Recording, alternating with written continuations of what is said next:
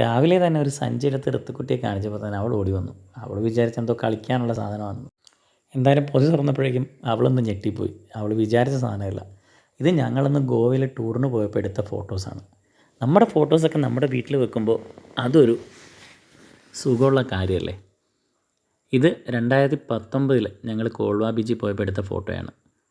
ഇപ്പോൾ ഇത്രയും വർഷങ്ങൾക്ക് ശേഷം 2024 ഞങ്ങൾ കോൾവ ബീച്ചിൽ പോയപ്പോൾ എടുത്ത ഫോട്ടോസ്.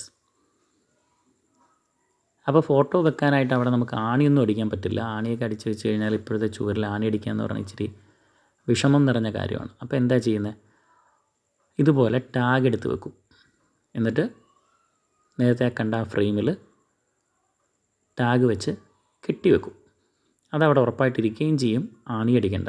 ഞാനത് ചെയ്തപ്പോൾ എന്നെ ഋത്തുക്കുട്ടിയും സഹായിച്ചു കേട്ടോ. അങ്ങനെ 2 ഫോട്ടോസാണ് നമ്മൾ വെക്കാൻ ഉദ്ദേശിക്കുന്നത്.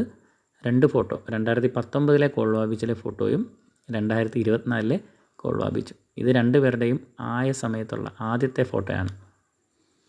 ഇപ്പോഴത്തെ ഫോട്ടോയും കൊള്ളാം അല്ലേ. ബാക്കി വരുന്ന ടാഗ് മുറിച്ച് കളഞ്ഞു. രാത്രി നമ്മൾ ലൈറ്റൊക്കെ വെച്ച് ഈ ഫോട്ടോ ഇട്ട് കണ്ട ഇങ്ങനെ ഇരിക്കും. എങ്ങനെയുണ്ട്, കൊള്ളാമോ?